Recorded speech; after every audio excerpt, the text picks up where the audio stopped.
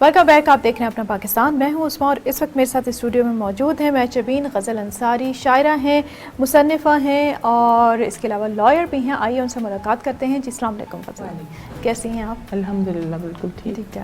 اچھا غزل بتائیے کہ آپ شاعری بھی کرتی ہیں، آپ کے مجموعہ کلام جو ہے وہ بھی آ چکے ہیں کافی.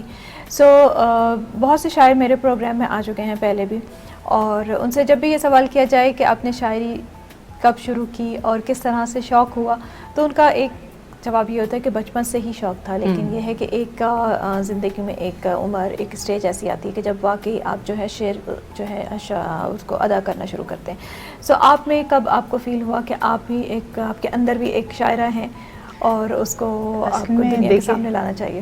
شاعر یا تو ہوتا ہے یا نہیں ہوتا، بالکل بیچ کا کوئی رستہ نہیں ہوتا کہ نزول ہے یہ تو ایک طرح سے. تو مجھے بھی، میں پھر وہی کہوں گی کہ 8ویں کلاس سے مجھے یاد ہے کہ جب میں نے شعر کہنا شروع کیا تھا. شوق مجھے تھا پڑھنے کا بہت چھوٹی عمر سے. وہ ایک آپ کو پتہ چل جاتا ہے کہ آپ کا کہاں ہے دھیان. تو بہت چھوٹی عمر سے مجھے پسند آتی تھیں غزلیں. تو گھر میں بھی سبھی کہتے تھے کہ اس میں کوئی بڈھی روح ہے. چھوٹی عمر میں جیسے منی بیگم کی سننا یا پھر حبیب علی محمد کو سننا، مکیش کے پرانے گانے سننا. تو وہ ایک میرے خیال میں ایک اندر جبلت میں ایک جو چیز ہوتی ہے وہ تھی. لکھنا شروع جب کیا، جب شعور ظاہر ہے تھوڑا سا، جب شعور میں آتا ہے، جب بڑے ہوتے ہیں ہمارے پاس ورڈ بینک بڑھتا ہے، تو پھر میں نے 8ویں کلاس سے غالباً لکھنا شروع کیا تھا. اچھا 8ویں کلاس سے آپ نے لکھنا شروع کیا. اور تو گھر والوں کی سپورٹ رہی، فیملی والوں کی سپورٹ رہی آپ کو؟ گھر والوں کو اتنا اندازہ نہیں تھا کہ مطلب میں کوئی بہت سیریس ہوں. میری شادی بھی بہت جلدی ہو گئی تھی. جب میری شادی ہوئی تو میں نے میٹرک ہی کیا تھا، 15 سال کی تھی. اچھا اتنی جلدی؟ ہاں بہت جلدی ہو گئی. تو میں لکھتی رہی لیکن اس وقت تک میں چھپی نہیں تھی، اور نہ میں نے کوئی ایسے ایونٹس کوئی اٹینڈ کیے تھے کہ میرا نام سامنے آتا. 2-3 یعنی کہ صرف شوق کیا آپ؟ مطلب لکھ رہی تھی، میرے پاس ڈائری موجود تھی جس میں لکھتی تھی. کچھ انتخاب ہوتا تھا، اچھے شاعروں کو پڑھنا ہوتا تھا تو ان میں سے اشعار نکال کے لکھ لیے. پھر یہ ہوتا تھا کہ کبھی اپنا کوئی شعر لکھا تو وہ ڈائری میں لکھ لیا، رکھا ہوا ہے. 2-4 دفعہ ایسا ہوا انعامی مقابلے جو ہمارے رسالے ہوا کرتے تھے، ڈائجسٹ، پاکیزہ، اس زمانے میں بہت پڑھا کرتی تھیں لڑکیاں، تو ٹائم ہی نہیں ہے کسی کو پڑھنے کا. اس میں چھپے کچھ اشعار، مقابلہ ہو رہا ہے تو اس میں ایک شعر آپ کا جیت گیا، گھر پہ ہم پر آیا.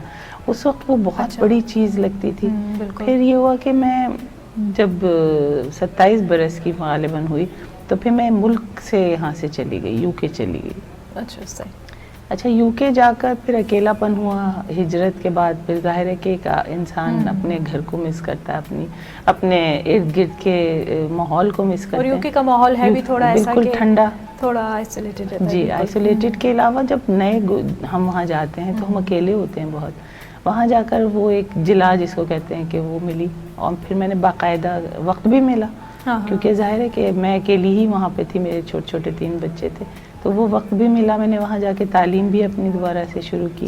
میں نے پڑھا بھی وہیں پر اور پھر لکھنا شروع کیا. تو پھر کچھ لوگوں نے جب سنا، شوق یا کہیں اگر شامل ہو گئے تو انہوں نے کہا کہ نہیں آپ تو لکھ رہی ہیں، اچھا لکھ رہی ہیں، آیا کیجئے.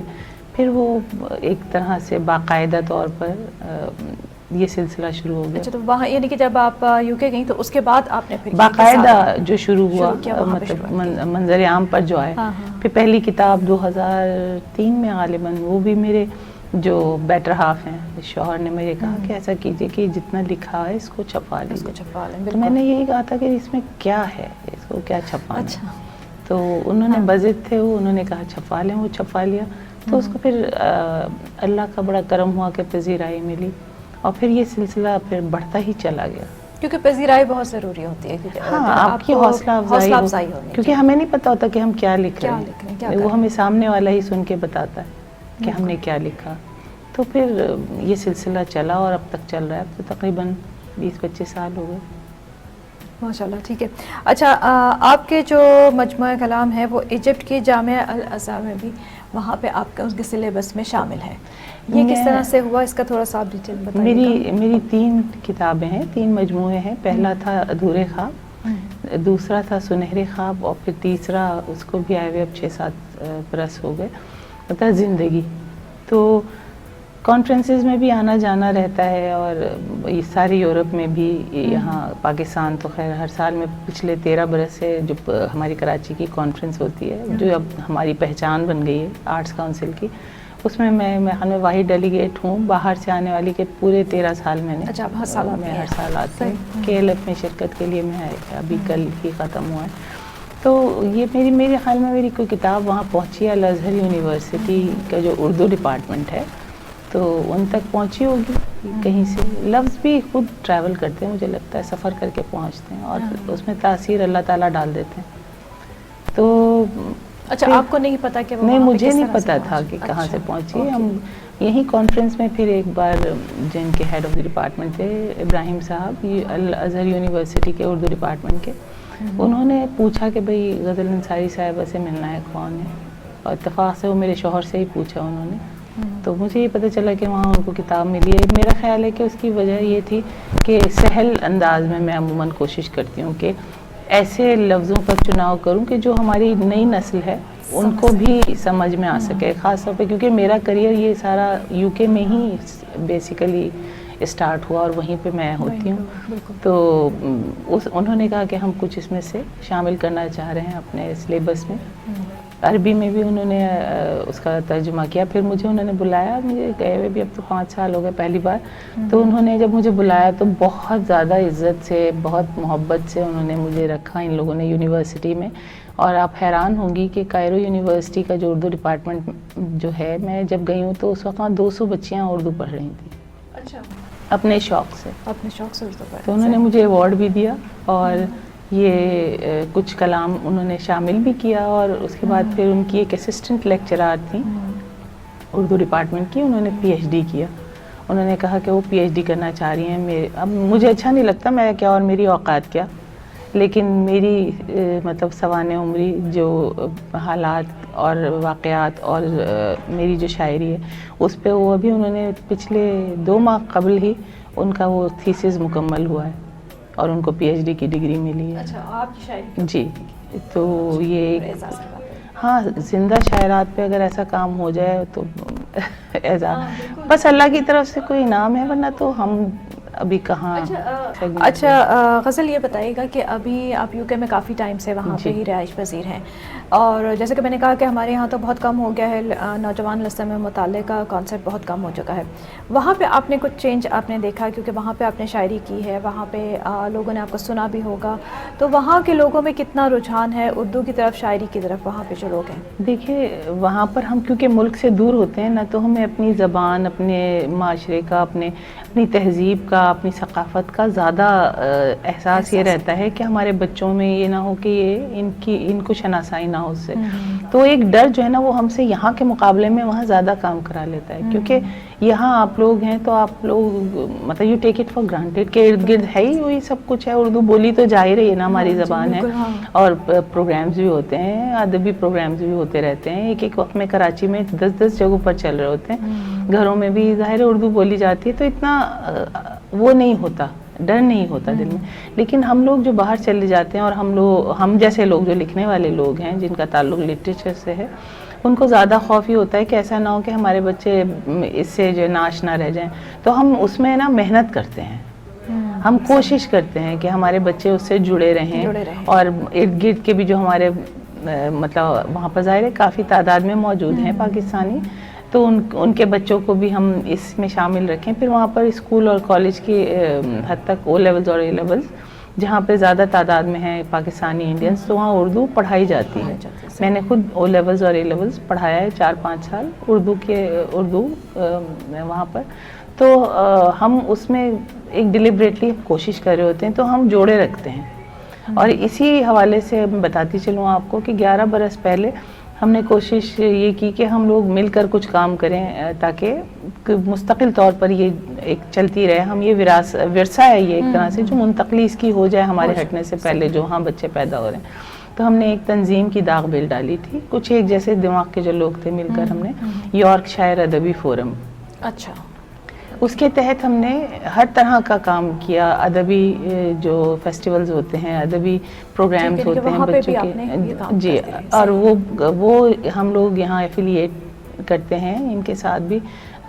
جو ہماری کانفرنس ہے اس میں ہم تقریباً 8-9 سال سے ایک سیشن ہر سال ہمارا ہوتا ہے, آرٹس کاؤنسل کی جو کانفرنس ہوتی ہے. پھر ہم کے ایل ایف والوں کے ساتھ کراچی تو آپ یو کے سے یہاں پہ آپ جی میں آتی ہوں. جی میں چیئر پرسن ہوں اس تنظیم کی, اور ہمارے ساتھ جو باقی 6 لوگ ہیں وہ فاؤنڈر ممبرز.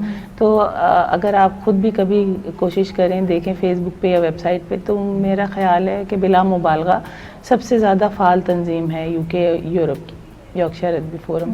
تو ہم لوگ وہ خلوص کے ساتھ کام کر رہے ہوتے ہیں کہ ہم نئی نسل کو کم از کم کچھ تو دے جائیں جو آگے بڑھا رہے ہیں وہ اس کے ساتھ.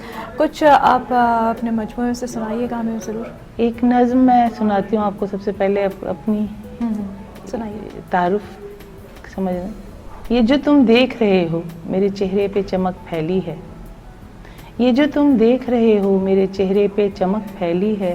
حسن صورت تو نہیں ہے کوئی, حسن صورت تو نہیں ہے کوئی, روشنی یہ میرے افکار کی ہے, ایک علامت یہ میری سوچ کی ہے, ایک نشانی میرے کردار کی ہے. تو میں نے کوشش یہ کی ہے کہ میں اپنا حلیہ بھی اور اپنی تہذیب اور اپنی جو ثقافت ہے اس کو ساتھ لے کے چلوں. اور اس میں بڑی عزت ہے. ہم وہاں پر بھی میں نے حتیٰ کہ پبز جو ان کے ہوتے ہیں جہاں پہ ملٹی لنگول پوئٹری یا پوئٹری سلامز اور اس طرح کے پروگرامز ہوتے ہیں تو وہ بلاتے ہیں, اور میں ہمیشہ اسی طرح جاتی ہوں جو میرا اپنا کلچر ہے.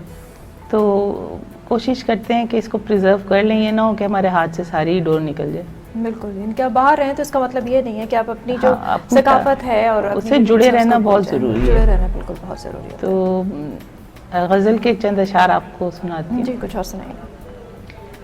بپھرے دریا کی روانی سے نکل آئے ہیں, بپھرے دریا کی روانی سے نکل آئے ہیں, ہم بنا بھیگے ہی پانی سے نکل آئے ہیں. شکر ہے اتنے سمجھدار ہوئے ہیں بچے, شکر ہے اتنے سمجھدار ہوئے ہیں بچے, راجہ رانی کی کہانی سے نکل آئے ہیں. اور ہم کے ہجرت کے عذابوں سے گزرنے والے, ہم کے ہجرت کے عذابوں سے گزرنے والے, آخرش نقل مکانی سے نکل آئے ہیں. آئینہ دیکھ کے حیران ہوا ہے کیا کیا, آئینہ دیکھ کے حیران ہوا ہے کیا کیا, آنکھ جھپکی تھی جوانی سے نکل آئے ہیں.